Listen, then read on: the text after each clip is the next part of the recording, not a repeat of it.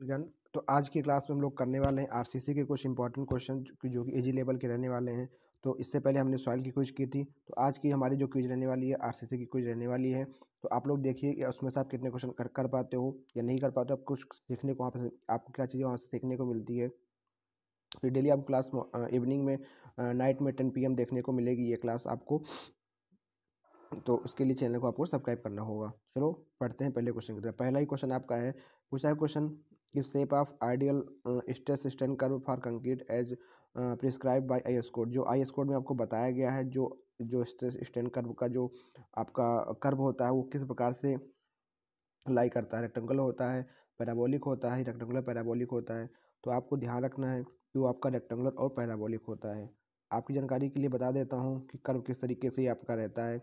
ये कुछ इस तरीके से आपका यहाँ पे स्ट्रेन आपने देखा होगा और वाई एक्सिस आपका स्ट्रेस होता है। ये कर्व यहाँ से स्टार्टिंग में 0.002 तक 0.002 तक आपका पैराबोलिक होता है। उसके बाद आपका ये लीनियर से चला जाता है।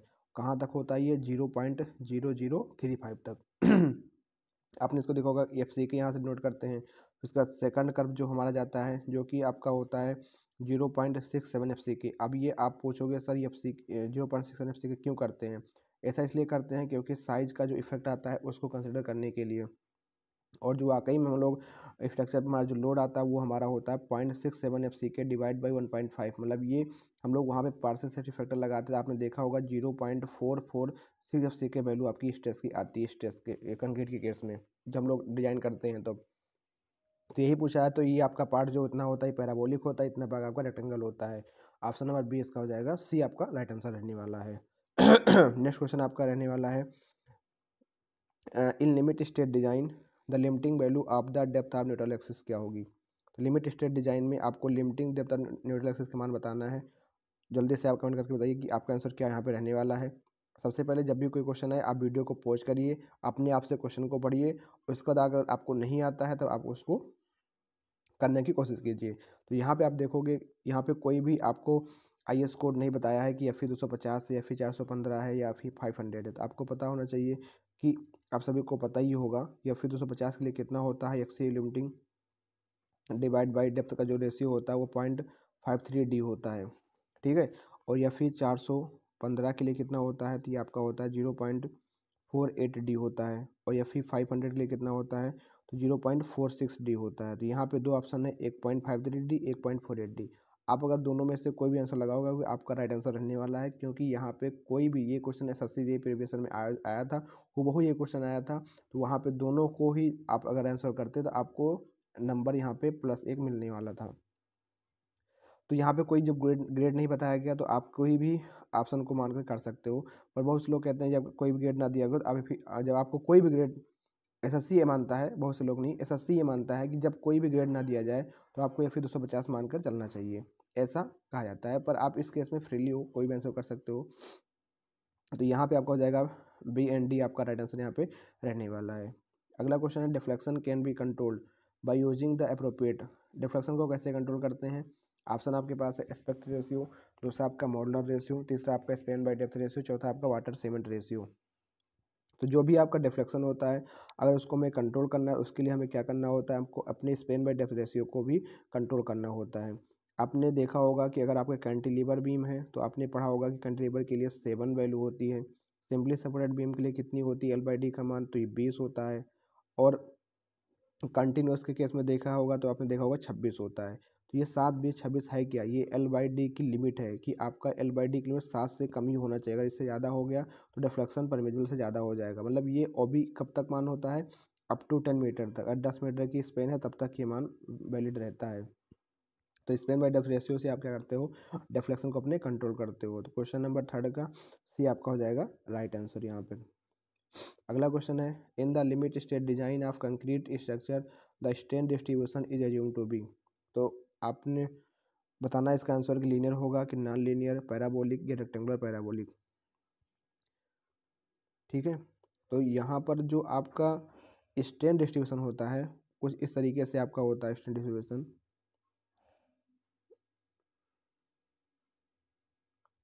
ठीक है। यहाँ पर जो वैल्यू होती है वो 0.0035 होती है, और यहाँ पर आपकी जो वैल्यू होती है 0.0002 होती है, और यहाँ पर होती है एक्सटेंशन साइड में 0.002 प्लस के पॉइंट के 87 डिवाइड बाई FI/ES। तो ये जो वेरिएशन आप देख रहे हो ये कैसा वेरिएशन होता है यहाँ पे, तो यहाँ पे लीनियर वेरिएशन होता है। ऑप्शन नंबर 1 आपका हो जाएगा यहाँ पे राइट आंसर, लीनियर आपका राइट आंसर यहाँ पे रहने वाला है। अगला क्वेश्चन है question number 5। The term characteristic load means that load which has a probability of not being exceeded during the life of the structure. ठीक है, तो इसका आंसर क्या रहने वाला है, जैसे आपने पढ़ा होगा कि करेक्टरिस्टिक स्ट्रेंथ होती है कि 5% आपका टेस्ट रिजल्ट फेल करता है, बाकी सारे पास होते हैं। ऐसे ही करेक्टरिस्टिक लोड कंडीशन में क्या होता है कि जो भी आपकी स्ट्रक्चर के ऊपर लोड आता है उसकी पूरी लाइफ के दौरान वो कभी भी 95% से, मतलब 95% प्रोबेबिलिटी होती है कि कभी भी वो लोड जितना आपको डिज़ाइन किया गया है उससे ज़्यादा नहीं होगा। तो वो करेक्टरिस्टिक लोड को बताता है कि वह लोड जो कि पूरे during the life of structure के पूरे लाइफ के दौरान उससे कभी भी आपका वेरिएबल नहीं होगा। तो 95% प्रोबेबिलिटी होती है कि आपका जो, मतलब ये होता है कि 95% प्रोबेबिलिटी ये होती है कि कभी भी आपका जो लोड होगा ड्यूरिंग द लाइफ स्ट्रक्चर वो आपका कभी भी उससे अधिक नहीं होगा, तो वही आपका होता है करेक्टरिस्टिक लोड होता है। इसको हम लोग एफ से नोट करते हैं, और आपने पढ़ा होगा कि एफ इक्वल टू होता क्या है, FM प्लस 1.65 सिग्मा। ठीक है, जहाँ पे FM क्या आपका होता है मीन लोड होता है, मतलब मीन लोड से भी 1.65 सिग्मा आपका वेरी कर जाता है, तो आपका होता है ये आपका करेक्टरिस्टिक लोड होता है। क्वेश्चन नंबर 6 आपको बताना है, क्वेश्चन को पढ़िए और आंसर करने की कोशिश कीजिए। क्वेश्चन आपने पढ़ लिया होगा, अब बताते हैं इसका आंसर क्या होगा। आपने आंसर भी देख लिया होगा, ठीक है। For reinforce concrete member totally immerse in sea water, मतलब कोई रीइंफोर्स कंक्रीट मेंबर है, टोटली इमर्ज मतलब क्या हो गया कि पूरी तरीके से वो वाटर में, सी वाटर में डूबा हुआ है। एडिशनल कवर कितना होगा, तो आपने कंडीशन ये पढ़ी होगी कि एक आपका माइल्ड होता है, फिर आपका moderate, severe, very severe, extreme के लिए। तो माइल्ड कंडीशन कितनी होती है 20, 30, 45, 50 और आपका 75 होता है, 75 होता है। तो जो माइल्ड कंडीशन होती है वो आपकी नॉर्मल कंडीशन होती है, मतलब नॉर्मल कंडीशन में कितना आपको कवर देना है 20 mm। पर यहाँ पे कह रहा है totally immerse in sea water, अगर कोई आपका स्ट्रक्चर सी वाटर में पूरी तरह डूबा हुआ है तो कौन सी कंडीशन होती है, वो आपकी सीवियर कंडीशन होती है। तो यहाँ पे आप देखिए नॉर्मल कंडीशन से यहाँ पे कितना एडिशनल दिया गया है, तो एडिशनल आपको 25 mm का कवर दिया गया है। तो इस क्वेश्चन का जो आंसर होगा वो आपका 25 mm ही आपका रहने वाला है। तो ये आपको वैल्यू याद होनी चाहिए, माइल्ड में कितना होता है, मॉडरेट में, सीवियर में, वेरी सीवियर में, एक्सट्रीम में। अभी भी एग्जाम में क्वेश्चन आते हैं और गलती होने के चांसेस होते हैं, क्योंकि हम लोग को क्या पता होता है कि कंडीशन पर अगर मान लो चलो आपसे पूछे कि चलो बताओ अल्टरनेट फ्रीजिंग एंड थॉइंग कंडीशन क्या होती है। अल्टरनेट फ्रीजिंग एंड थॉइंग, ये जो मॉडरेट कंडीशन है ना, इसी को हम लोग अल्टरनेट फ्रीजिंग एंड थॉइंग कंडीशन कहते हैं। सी वाटर अगर स्प्रे हो रहा है स्ट्रक्चर पर तो उसको हम लोग वेरी सीवियर कंडीशन कहते हैं।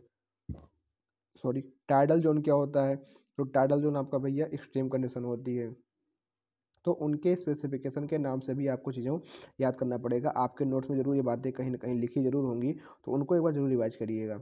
आजकल एग्जाम में क्वेश्चन ऐसे बनने लगे हैं कि जो माइल्ड होती है, माइल्ड को दे देगा कि माइल्ड में नॉट एग्रेसिव कंडीशन में सॉइल है आपकी, वो कौन सी कंडीशन होगी, मतलब वो आजकल डायरेक्ट क्वेश्चन ना पूछ करके वही चीज़ पूछना चाह रहा है पर हल्का घुमा करके। इन अगला क्वेश्चन है, in the case of working stress method of design the design load is. तो आप सभी को पता है कि जो वर्किंग स्ट्रेस मेथड होता है वहाँ पे हमारा जो स्ट्रेस होता है वो डायरेक्टली प्रोपोर्शनल टू स्ट्रेन होता है, और हम लोग यहाँ पे लीनियर इलास्टिक थ्योरी पे काम करते हैं WSM के केस में। और जो डिज़ाइन लोड होता है उसमें हम करेक्टरिस्टिक लोड पे काम करते हैं, ठीक है। और करेक्टरिस्टिक लोड और जब सेफ्टी फैक्टर वाली बात आती है तो वो हमारी हो जाती है क्या, लिमिट स्टेट मेथड के बारे में बात हो जाती है, ठीक है। तो यहाँ पे क्वेश्चन पूछा है कि वर्किंग स्टेट मेथड में हम लोग जो डिज़ाइन लोड लेते हैं तो हमारा वो करेक्टरिस्टिक लोड ही रहने वाला होता है। क्वेश्चन नंबर ए आपका हो जाएगा राइट आंसर।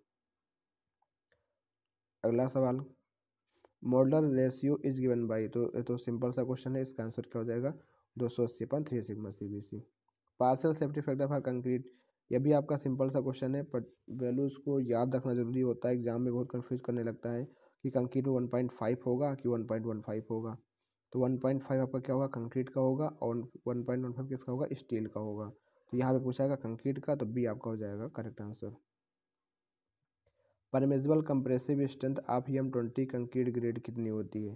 तो ये आपने नाम सुना होगा, M20, M25, M30, ये सारे से नाम होते हैं। तो ये जो 20 होता है ये बताता है कि 28 डेज पर इसकी कितनी स्ट्रेंथ आती है। तो 28 डेज पर भैया इसकी स्ट्रेंथ आ जाएगी 20 की 20 न्यूटन पर mm स्क्वायर। अब न्यूटन पर mm स्क्वायर जब चेंज करोगे किलोग्राम में तो आ जाएगा 200 किलोग्राम पर सेंटीमीटर स्क्वायर। अच्छा, जो M10 होता है, M15 होता है, M20 होता है, ये किस ग्रेड में आता है? ऑर्डिनरी में आता है। ठीक है, ये आपका ऑर्डिनरी ग्रेड में आता है। M20, M25 से लेकर के डैश डैश डैश कहाँ तक, M60 तक, इसमें टोटल 8 ग्रेड होते हैं। ये आपका 3 ग्रेड होता है, और ये ऑर्डिनरी ये आपका स्टैंडर्ड ग्रेड में आता है।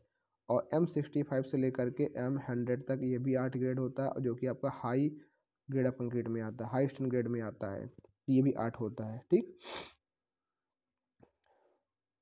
Load factor for live load and dead load, live load के लिए कितना होता है लोड फैक्टर, और आपके डेड लोड के कितना होता है? तो आपने कई बार इसको पढ़ा होगा, तो ये आपको 1.5 होता है। Minimum thickness of load bearing RCC wall रटने वाला क्वेश्चन है भैया, इसका 10 सेंटीमीटर याद रख लेना, कई बार एग्जाम में कहीं जगह पूछा जा चुका है। For wall column and vertical faces, ये भैया जो आपका क्वेश्चन है जो रिमूवल ऑफ फॉर्मवर्क होता है वहाँ से क्वेश्चन आपका बना हुआ है। तो जब कभी वर्टिकल कंडीशन में क्वेश्चन पूछता है तो आपका होता है आफ्टर 24 एंड 48 आवर होता है। पर अगर मान लो क्वेश्चन यही पूछ ले कि हमने प्रोप्स को, जो हमने प्रोप लगाए थे नीचे से टेकबंदी, उसको हमने फिर से रिफिक्स कर दिया है, किस केस में, स्लैब के केस में। तो मिनिमम कितने दिन तक हम लोग कर सकते हैं, 3 दिन। मिनिमम कितने दिन, 3 दिन तक उसकी जो है हम लोग नहीं रिमूव कर सकते। और अगर मान लो बीम के केस में ही होगा कि प्रोप को रिफिक्स कर दिया जा रहा है तो आपका 7 दिन होता है। स्पेन होता है स्लेब के केस में, देखो चीज़ें याद करने का तरीका बता रहे हैं। स्लेब में क्या होता है, तो 4.5 स्पेन तक होता है, तो 7 दिन लगता है। ग्रेटर देन 4.5 होता है, 14 दिन लगता है। ऐसे ही आपका बीम के अंदर अगर आपका स्पेन अगर 6 मीटर तक है तो आपकी होती है 14 दिन, अगर ग्रेटर देन 6 मीटर तो आपकी 21 दिन होती है। तो ये टेबल जो है बहुत ही इंपॉर्टेंट है, एग्जाम में क्वेश्चन यहाँ से बता जरूर है आपका। Minimum thickness of reinforced concrete wall should be, तो मिनिमम थिकनेस रिपीट क्वेश्चन है 10 सेंटीमीटर होगा। Characteristic strength of concrete is measured eight, तो भैया जो करेक्टरिस्टिक स्ट्रेंथ होती है आपकी 28 डेज पे मेजर की जाती है। ठीक है, हम लोग क्यूब बनाते हैं, क्यूब के द्वारा भी टेस्टिंग करते हैं। IS कोड 516 में कंप्रेसिव निकालने के लिए चेक किया जाता है। आपकी सिलेंडर स्ट्रेंथ होती है। ठीक है, तो जो सिलेंडर की स्ट्रेंथ होती है वो कम होती है एज कम्पेयर टू क्यूब के। आपने एक लेसन ही पढ़ा होगा कि क्यूब स्ट्रेंथ जो होती है वो आपकी 1.25 टाइम्स होती है सिलेंडर स्ट्रेंथ की, और सिलेंडर स्ट्रेंथ जो होती है 0.8 टाइम्स ही होती है क्यूब स्ट्रेंथ की, मतलब ये कम होती है। क्यों? यहाँ पे कंप्रेशन कन्फाइनमेंट जो अनकेट सेक्शन होता है वो आपका ज़्यादा नहीं हो पाता है, यहाँ पे कंप्रेशन कन्फाइनमेंट ज़्यादा होता है, और यहाँ पे आपका कम होता है। यहाँ पे क्रैक्ड सेक्शन बन जाता है, मतलब यहाँ पे जो क्रैक भी थोड़ी बढ़ जाती है, इसलिए उसका जो है स्ट्रेंथ भी कम हो जाती है। जैसे जैसे मान लो अगर आपके पास एक साइज ये है क्यूब का, ठीक है, ये आपका एक साइज है, और एक आपका ये सिलेंडर का साइज है। ठीक है, एक दूसरा सिलेंडर है, उसकी हाइट और ज़्यादा है। ठीक है, तो जिसकी हाइट जितनी ज़्यादा बढ़ती जाएगी उसकी स्ट्रेंथ उतनी ही कम होती जाएगी। ठीक है, इस बात को ध्यान रखना। और हाँ, 450 mm तक के बाद अगर आपकी साइज़ बढ़ती है तो उसके बाद 450 mm के बाद आपके स्ट्रेंथ पे कोई इफेक्ट नहीं पड़ता है। एक कर्व ऐसे बनता है इनकी स्ट्रेंथ का, और उनके ग्राफ में ऐसे कर्व बनता है। अगर यहाँ पे आपकी 150 mm साइज़ है, फिर आपकी 200 mm साइज़ है, फिर आपकी 450 mm साइज़ है, तो आप देखोगे साइज़ अगर जैसे जैसे कम होती जाती है उसकी स्ट्रेंथ बढ़ती जाती है। ठीक है, आपकी स्ट्रेंथ बढ़ेगी, पर आपका 450 mm की आने के बाद एक लिमिट होती है, उसके बाद आपके साइज़ का फिर उसकी स्ट्रेंथ पर कोई इफेक्ट नहीं पड़ता है। ये बातें दिमाग में आ गई, आपको बता दिया। पर यहाँ क्वेश्चन पूछा गया था कंप्रेसिव स्ट्रेंथ जो हम लोग निकालते हैं, जो करेक्टरिस्टिक है वो 28 डेज पे निकालते हैं। नेक्स्ट क्वेश्चन आपका है minimum grade of reinforced concrete in sea water. आप देखो सी वाटर कौन सी कंडीशन होती है, तो वही आपकी moderate, mild, moderate, severe condition होगी। सीवियर कंडीशन में सबसे पहले सी वाटर होगा। सीवियर कंडीशन, सीवियर कंडीशन में कितना ग्रेड यूज़ करते हो तो आपको पता है, पहले M20, M25, फिर उसका M30 होता है, मतलब M30 आपका हो जाएगा। ऑप्शन नंबर सी आपका हो जाएगा राइट आंसर यहाँ पे। अगला क्वेश्चन कौन सा है, value of ultimate creep coefficient for concrete. तो कि जो क्रीप कोफिशिएंट की भैया वैल्यू होती है, वो वैल्यू क्या होती है, घटती है, डिक्रीज करती है विथ एज ऑफ लोडिंग। आपने देखा होगा 7 डेज, 28 डेज, फिर 1 ईयर पे आपकी 2.2 वैल्यू, फिर आपकी 1.6, फिर आपकी 1.1। जो क्रीप कोफिशिएंट की वैल्यू होती है वो समय के साथ क्या होती है, आपकी एज ऑफ लोडिंग के हिसाब से आपकी घटती जाती है।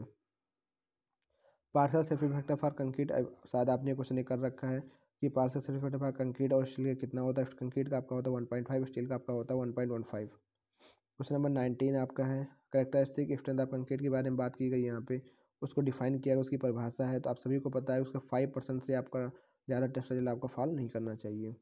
20 एडिशनल, ये रिपीटेड क्वेश्चन आ गया है, एडिशनल कवर थिकनेस आपकी कितनी होती है। एडिशनल कवर थिकनेस इन रेनफोर्समेंट कंक्रीट मेंबर टोटली में सही वाटर, तो आपका कितना होगा 25, में आपने देखा ही था। तो इंपॉर्टेंट चैप्टर रहता है आरसीसी से, अगर वैल्यू से आपको पता है, कोड प्रोविजन आपको पता है, तो आपको आराम से क्वेश्चन बनाने में कोई दिक्कत नहीं होगी। तो ज़्यादातर चीज़ें रिवाइज करिए, आप अगर पढ़ रखे हैं तो रिवाइज करिए, ठीक है। तो मिलते हैं फिर एक नेक्स्ट वीडियो, तब तक के लिए अगले क्विज के अंदर अगले क्वेश्चन में क्वेश्चन की संख्या धीरे धीरे बढ़ना स्टार्ट भी हो जाएगी, क्वेश्चन आपको ज़्यादा देखने को मिलेंगे। तो आई होप आपको क्लास समझ में आई होगी, क्विज आपको अच्छी लगी होगी। मिलते हैं फिर एक नेक्स्ट वीडियो में, तब तक के लिए थैंक यू, जय हिंद, जय भारत।